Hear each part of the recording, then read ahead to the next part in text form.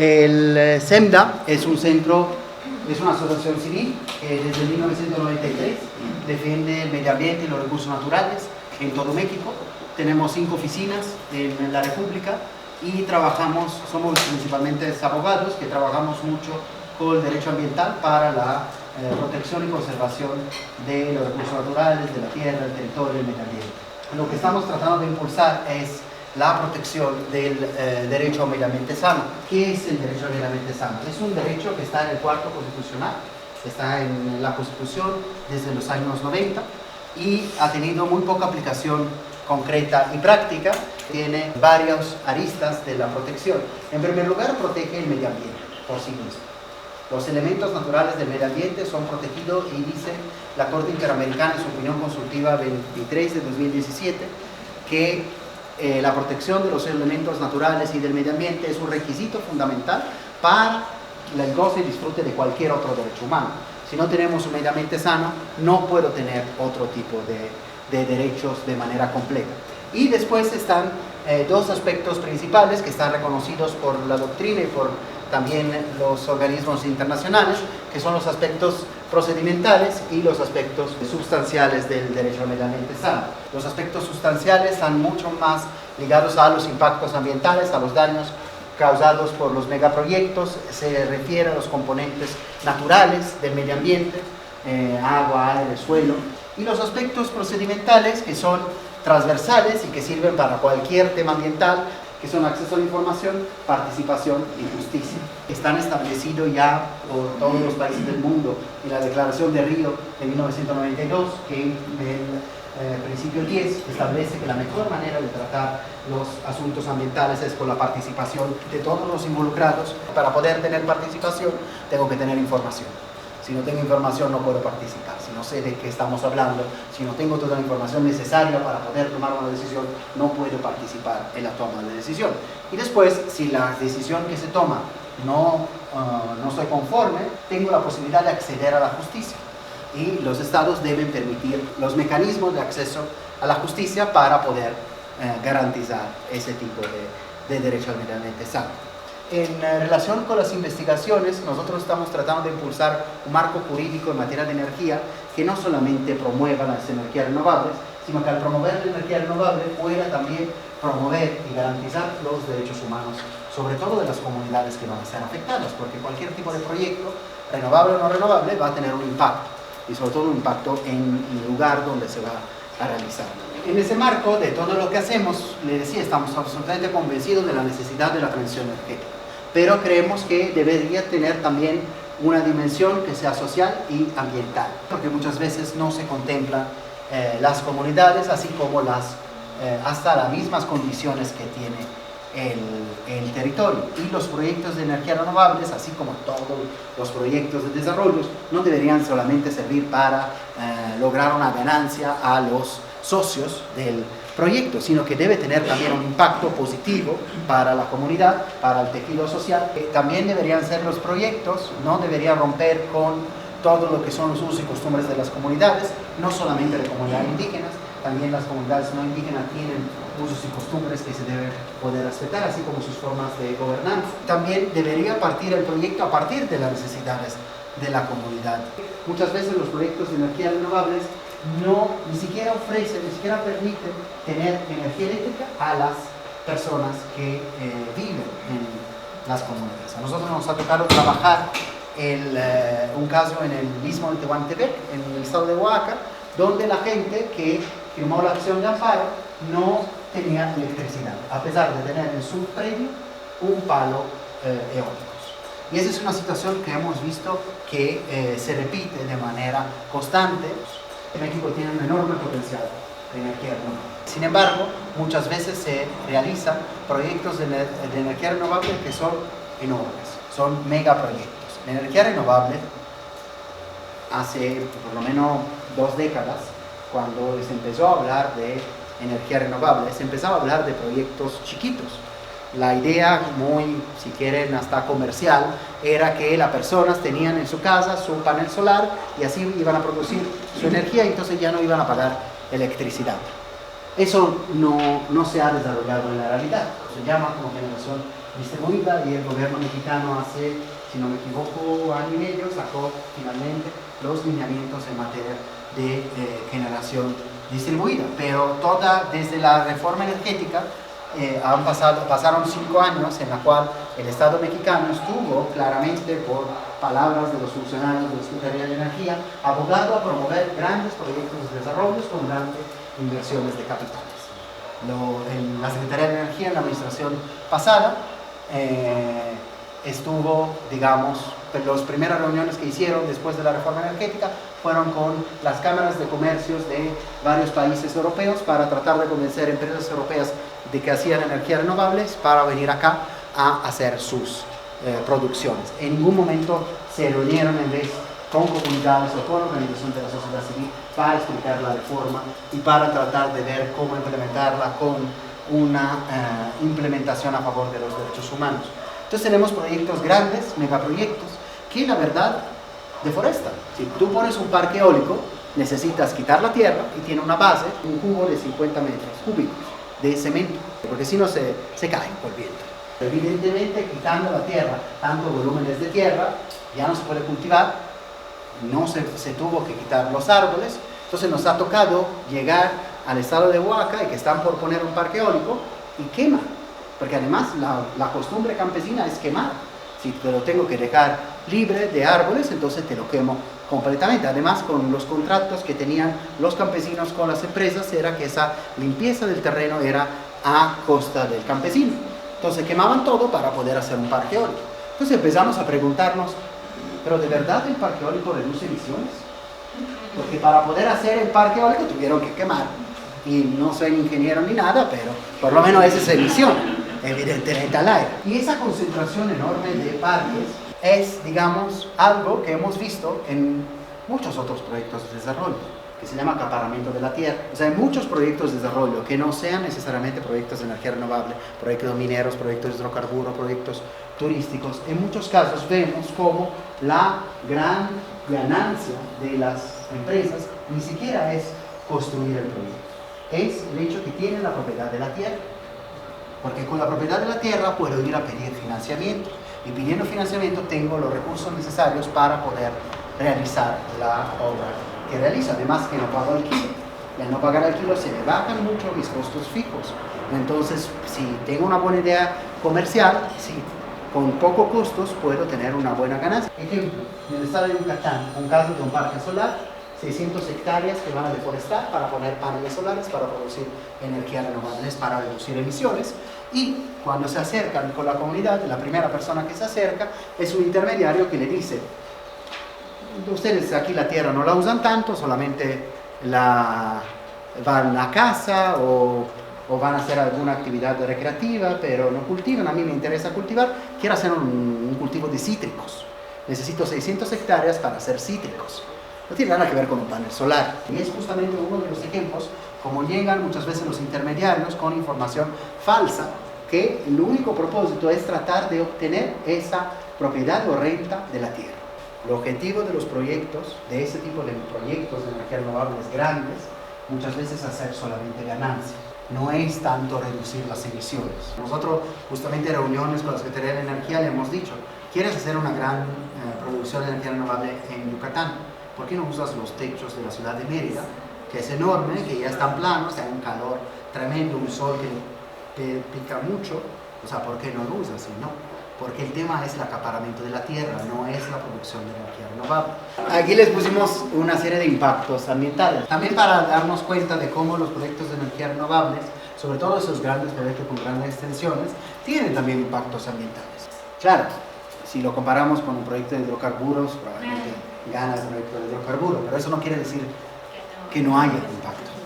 También hay, le decía, mucha deforestación y afectación al manglar, y eso, el manglar es una especie protegida que no se podría talar en ninguna parte de México. Así hay como hay cambios en el microclima. Ahorita, en el caso que les decía de las 600 hectáreas y de más de 1 millón de paneles solares que van a poner, la empresa reconoció en la consulta indígena que están realizando que va a aumentar la temperatura. Y claro, otra vez no somos ingenieros, pero si quitas 600 hectáreas de árboles, es evidente que un poco más de calor hace. Y si pones 1 millón de paneles solares que van a tirar allí la energía solar, es evidente que ayuda a haber una concentración mayor de energía solar. Y ese aumento de la temperatura provoca determinado tipo de cambio. En una comunidad al día adyacente no tenía ningún problema con el parque. En cuanto le dijeron que va a aumentar la temperatura, empezaron a decir, pero si aumenta la temperatura, cuando tengo los años con más calor, ya no me crece el cilantro. Y yo vivo de la venta del cilantro. Todo el parque, desde la construcción, la implementación, la operación, hasta quitar el parque, es responsabilidad de la empresa. Con la reforma energética, los campesinos o los propietarios de la tierra donde se va a desarrollar el parque son responsables de manera solidaria de la empresa de los daños que se van a producir. Entonces, si la tierra al final tiene una serie de daños, el campesino que ha alquilado la tierra es responsable solidario, quiere decir que los dos son tratados de la misma manera, los dos están obligados a pagar los daños que se van a realizar. También hay el tema de los manejos de los residuos. Si ustedes revisan las evaluaciones de impacto ambiental de los proyectos de energía renovables, te habla de toda la parte, sobre todo de construcción, un poco de operación, pero ninguna manifestación de impacto ambiental te dice cuándo van a quitar el parque. Y en teoría una manifestación de impacto ambiental debería ser desde el momento cero a regresar al momento cero. O sea, cuando acabo la explotación económica, reparo los daños y los impactos que estoy realizando y quito la instalación del proyecto para poder regresar al momento cero. Y ha habido casos en Francia donde empresas eólicas decidieron dejar parques eólicos en desuso porque era demasiado caro quitarlo. También hemos visto una contravención de los programas de ordenamiento territorial. En teoría, todo el país y cada estado y cada municipio debería tener un programa de ordenamiento territorial. Y hemos visto que cuando había programas de ordenamiento territorial, por ejemplo en el caso de Xilán de Brava dentro de la ANP, no se respetó la zonificación que se hace en el programa de ordenamiento territorial. Entonces se pusieron parques en zonas donde en teoría no iban a ser. Otra violación que hemos encontrado, el artículo 19 de la Ley de Transición Energética establece que las zonas donde se van a desarrollar los proyectos de energías renovables se necesita hacer una evaluación ambiental estratégica de esos planes de desarrollo. O sea, necesitas hacer una evaluación no del parque en específico, sino del hecho que pones en el estado de Yucatán 20 parques. Entonces los impactos de 20 parques son mayores respecto a los impactos de un parque solito. Y si tú analizas los parques solitos, uno por uno, no vas a analizar la acumulación de impacto que te da la suma de los impactos. Y muchas veces el tipo de impacto se deja a la comunidad. Les decía, ya de entrada la comunidad pela el campo. Cualquier cosa que pase allí, la empresa tiene el contrato desde que se le entregan completamente sin árboles. Los residuos a veces los dejan allí, los parques, todos esos gastos llegan a las comunidades ya no cultivan o ya no pueden usar la tierra para los usos tradicionales. Eso supone pérdida de ingresos. En el istmo de Tehuantepec, un paleólico, nos han dicho, porque las empresas nunca han sacado ese tipo de información, produce $3 millones al año. Entonces tenemos a la empresa que produce con el mismo palo $3 millones y recibe el campesino que tiene allí el impacto sobre su territorio $1.000 al año. Pero a mí me parece que habría otras formas. De hecho, no lo conocemos directamente, sino otra organización nos ha contado de un caso en Baja California donde hicieron un parque eólicos con acuerdo con la comunidad recibe ganancias del parque eólico, controla el parque eólico, son los primeros que van a ver cualquier tipo de daño que se hace en el parque eólico y la empresa está súper contenta. Porque el porcentaje que le da es hasta menos de los sueldos que hubiera pagado para controlar el parque. Y la comunidad está contenta porque siente en el parque de ellos, le da ganancia y ellos mismos son los primeros que están tratando de que el parque funcione. O sea, hay formas y modelos nuevos que claro, hay que desarrollar, hay que ver si funciona realmente en la práctica, pero te dicen, esos son costos que no contemplamos, ni siquiera pensamos en ese tipo de costos. Nadie nos ha dicho que debemos darle una ganancia a la comunidad. ¿Para qué darle una ganancia? Justamente tiene que ver con muchos de esos impactos también sociales, porque muchas veces las empresas llegan en cierto tipo de zonas y se están enfrentando a un sujeto colectivo, que es una comunidad. O sea, con un sujeto colectivo es más difícil poder tener una única voluntad. Y en ese sentido, siempre cuando llegan ese tipo de proyectos, se genera gente que está a favor y gente que está en contra. Y muchas veces la gente que está a favor está a favor porque le dan una cantidad económica. Y muchas veces las empresas empiezan a crear ese tipo de ganancias económicas antes de terminar los procesos con las comunidades para seguir convenciendo a la gente de comunidad.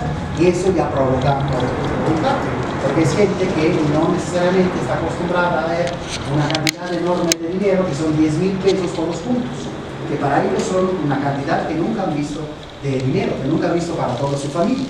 Entonces, claro que viendo toda esa cantidad de dinero, están más llegados a gastarlos inmediatamente. Pero esos 10.000 pesos muchas veces son en cambio de lo que cultivaban. Entonces, cuando cultivaban ganaban poco, pero tenían comida todo el tiempo. Ahorita ganan más rápido, pero ya después no tienen acceso a otro tipo de cultivo y eso provoca otro tipo de impactos. O sea, la gente muchas veces se gasta su dinero y ya no sabe ni cómo comer.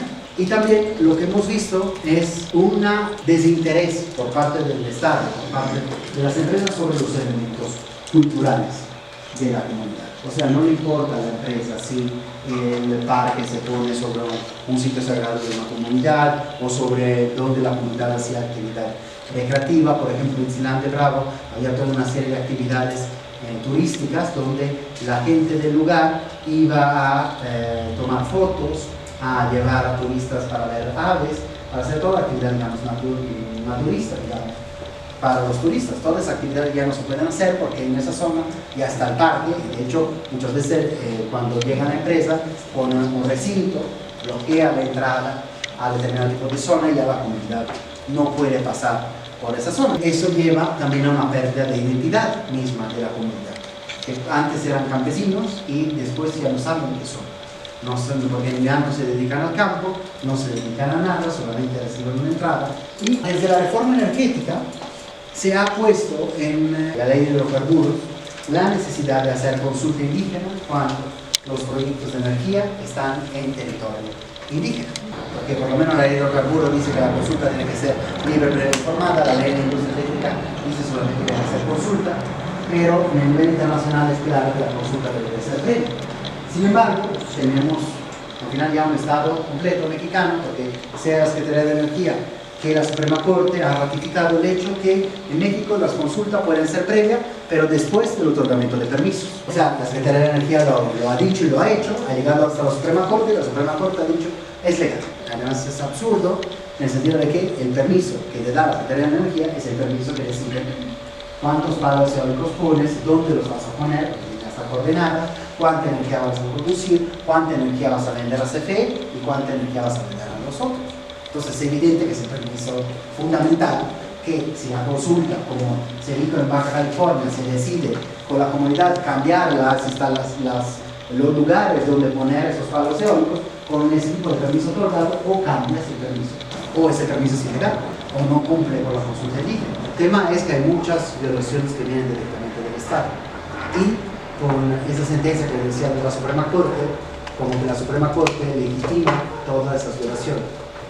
Y creo que se revierte cuando se tiene una buena organización comunitaria, o sea, cuando la comunidad está clara y convencida que no quiere un determinado tipo de instalación y yendo a nivel internacional. Estamos casi frente a una inversión completa del discurso.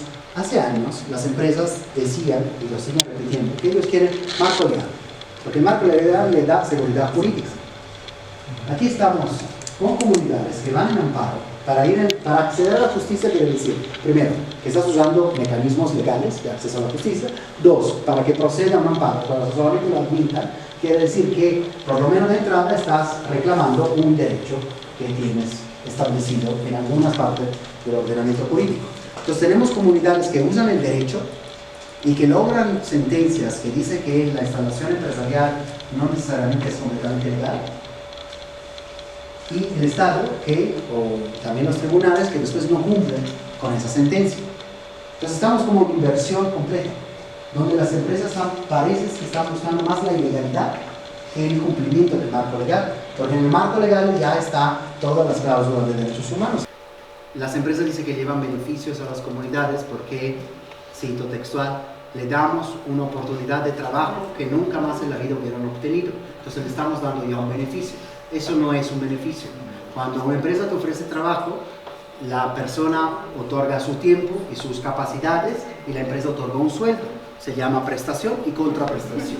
No es nada que un beneficio. El beneficio es algo más, algo que me aporta de verdad un cambio a mi situación.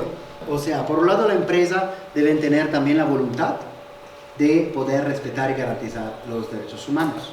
En los principios rectores de Naciones Unidas, que es un instrumento no vinculante, se establecen ese tipo de obligaciones por parte de las empresas. Por ejemplo, se dice que una empresa tiene que ser responsable de toda su cadena productiva. También el Estado tiene que cumplir con las obligaciones de los derechos humanos y también hemos visto que muchas comunidades quieren proyectos de desarrollo. El problema es que no lo quieren de esa forma. A mí me tocó trabajar una carretera en el territorio de Huirrárica y el pueblo de Huirrárica enojadísimo porque la carretera pasaba sobre un sitio sagrado y detuvieron la carretera 7 años. Ellos querían la carretera para poder llegar rápido de sus comunidades a los centros de salud, porque no hay centros de salud allá. También la energía renovable te permite la autonomía energética. Las comunidades tienen un elemento fundamental, el capital, que se llama tierra. La tierra es una de las bases de la construcción del capital. Entonces, ¿por qué no se consideran parte del capital? ¿Por qué se consideran los pobrecitos? Desde el 2011 hay un artículo 1 constitucional que establece que el Estado mexicano protege los derechos humanos establecidos en la Constitución y aquellos establecidos en tratados internacionales ratificados por México. Entonces, todo el marco jurídico mexicano debería ser formado por los derechos humanos. Sin embargo, cambiaron solamente el artículo 1 constitucional, no cambiaron toda la legislación asociada. Toda la legislación secundaria que establece el desarrollo no cumple con los derechos humanos. La ley minera, la ley de hidrocarburos, la ley energética. Antes estaba el 133 constitucional que decía que cuando un tratado estaba ratificado era parte del ordenamiento jurídico mexicano. ¿Okay? La Suprema Corte antes decía que la Constitución estaba arriba y abajo estaban los tratados internacionales. Se pensaba que con la nueva reforma del artículo 1, tratados internacionales y Constitución están al mismo nivel y que el principio de la persona debería ser el criterio para dirimir eventuales conflictos. La Suprema Corte, por el tema de arraigo, dijo que no. Digo que es más importante la voluntad del pueblo mexicano. Si tienes un conflicto entre Constitución y tratados internacionales, gana la Constitución. Es una interpretación realmente absurda de la legislación, porque también los tratados internacionales son firmados por el presidente elegido por el pueblo y son ratificados por el Senado elegido por el pueblo. Pero más allá de eso, el criterio debería ser el principio pro persona, que deberías preferir aquellos, en caso de conflicto, aquella situación que favorece más las personas. El arraigo es una medida provisional que te da el Ministerio Público sin orden judicial para custodiarte, para privarte de tu libertad por hasta 90 días, mientras el Ministerio Público hace las investigaciones. Es evidentemente una violación a varios derechos humanos porque se estás privando de la libertad una persona sin orden judicial. Se le ha dicho a México, Corte Interamericana, comités internacionales, de todo el mundo. Primero estaba en una ley, entonces visto que la Suprema Corte dijo que esa ley era inconstitucional, entonces el Congreso lo movió a la Constitución. En la Constitución, las organizaciones de derechos humanos fueron a nivel internacional y las organizaciones internacionales dijeron que la Constitución era ilegal, entonces se llevó el caso a la Suprema Corte para ver ese conflicto entre tratados y Constitución. Y la Corte dijo, si el Congreso lo puso en la Constitución, tiene mayor valor que los tratados internacionales. En México se dice que hay esta pirámide constitucional, que aquí está la Constitución, y aquí están los tratados, y aquí están las leyes generales. La ley GEPA, Ley General de Equilibrio Ecológico, es acá. ¿Okay? Con la reforma constitucional se dijo que esas dos estaban igual. La Corte dijo, sí, pero si están en conflicto, gana la Constitución. En el artículo 1 se dice que deberías dirimir los conflictos no solamente acá, sino de cualquier tipo de conflicto del marco jurídico con el pro persona. De hecho, el pro persona te hace que, porque aquí hay leyes generales, leyes federales, estatales y municipales. Con pro persona, si yo tengo una ley acá que me protege más que esto, debería aplicar esto.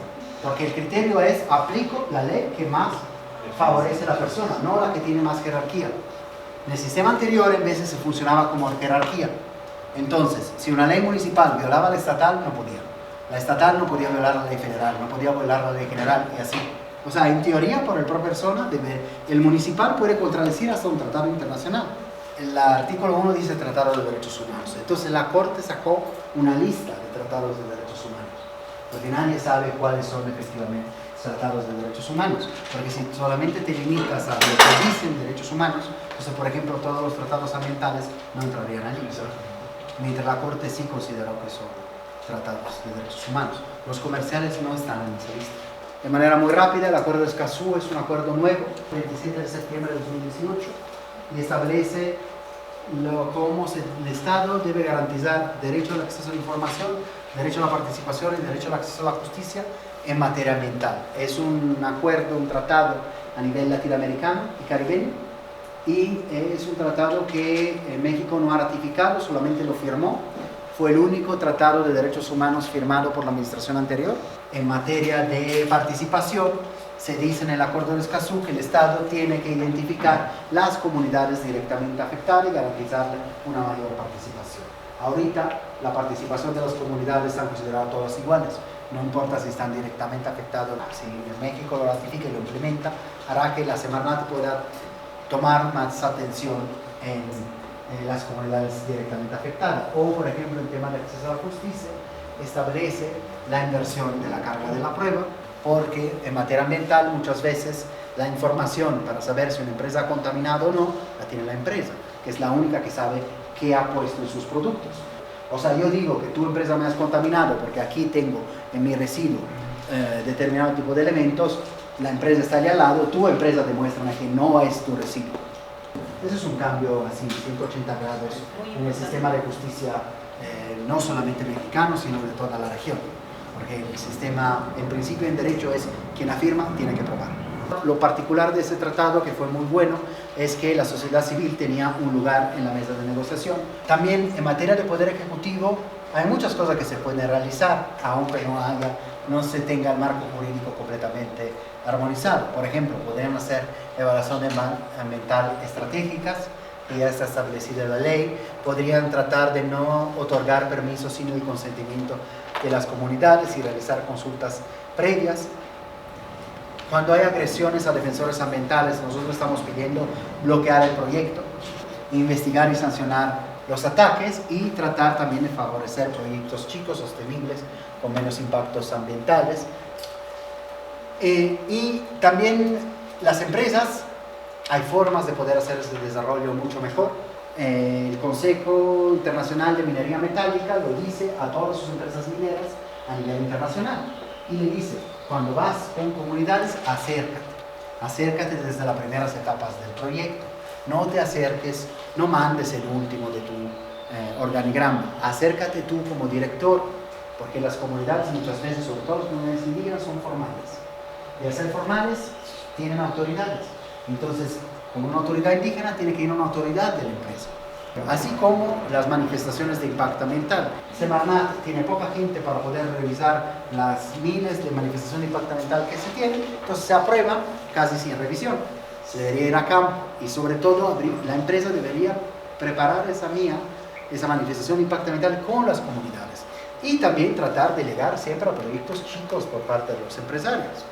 En México, hasta la reforma energética, ni siquiera se permitía legalmente que una empresa chica pudiera hacer un proyecto. Porque para poder presentar un proyecto de energías renovables, tenías que tener una cierta cantidad de dinero, tenías que presentar un fideicomiso, una fideilusión, para demostrar que tenías un cierto tipo de dinero para que, en caso que hubiera algún daño, pudieras pagar los daños. Esto hacía que, de facto, las empresas con menos de cierto capital no podían entrar. Desde un punto de vista legal, el acto administrativo, cualquier acto administrativo tiene como finalidad cumplir con la Constitución, y en la Constitución están los derechos humanos. Entonces, si un acto viola los derechos humanos, en nuestra opinión no debería ni existir, debería ser declarado nulo. El problema es que la Suprema Corte no lo declara nunca nulo. Cuando yo hago un permiso administrativo,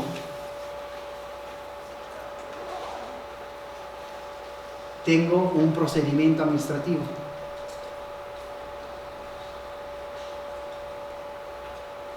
Generalmente aquí, pongamos, la CENER abre las rondas, aquí las empresas presentan su propuesta, la CENER decide cuál es la propuesta mejor, se formaliza el permiso. ¿Ok? Eso es todo un procedimiento administrativo. Aquí lo que sale es el acto administrativo. Si ese acto es contrario a la Constitución, en nuestra opinión, habría que regresar al momento cero. ¿Ok? Porque no has cumplido con tu finalidad total que tienes del acto. Según el Poder Judicial, en vez, regresa a uno de esos momentos en cuando se violó el derecho humano. Pero eso significa que se regresa al procedimiento, por ejemplo acá, donde se tenía, por ejemplo, que hacer una consulta indígena. Pero eso quiere decir que el permiso es anulado, se queda sin efecto, pero el procedimiento administrativo ya está abierto. Entonces el Estado tiene la obligación de responder al procedimiento administrativo. Nunca regresan a la nulidad del acto, que es algo que estamos tratando de impulsar.